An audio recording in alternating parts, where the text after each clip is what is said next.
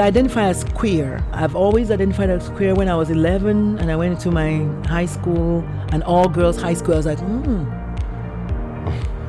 okay, this is a buffet, but I can't eat. Okay. But that was when I realized that I had an attraction for women. And that's the beauty of bisexuality is you can fully be stealth, which means you can fully just date the other gender, and that's okay. And that's what I did, because when I told my dad was like, well, it's a phase. I was 16 when I told my dad. I listened to my dad. I said, okay, maybe it's a phase. It didn't deter me. It didn't stop me. I just dated men.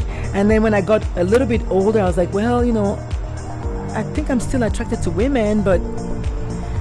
And then after 26 years, I said, Daddy, this phase is not phasing. It's not phasing out. It wasn't hard for me. I'm not a lesbian, so I don't have a repulsion for the male of the species. I'm attracted to men just as well as I'm attracted to women. Now that I know what asexual is, I realize I'm probably asexual. Asexual means that I have the attraction, but sex doesn't really mean much to me, one.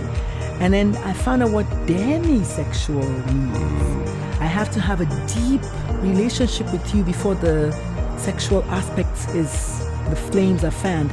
And then I found out what sapiosexual is. I'm like, oh, I'm attracted to intellect. I'm like, okay, this is who I am.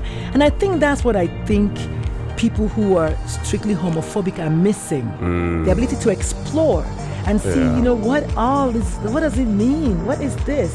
How beautiful to bloom and blossom all the ways that you can bloom and blossom. This is so amazing, and all these things so beautiful. I'm not into kink, but I met some people they're like, yes, I'm bi, and then I'm kink. I was like, girl, I'm gonna need a master class on that, because why not? I'm just really happy that my child and I have gotten to a point where I'm able to now say, let me look in.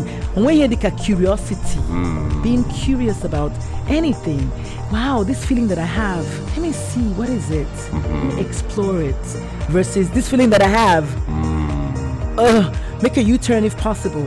I don't think I've ever been a conformist. I've always been like the girl who's like out there. Nobody ever said don't do it. I was never told to not be myself. I was always able to do all of us.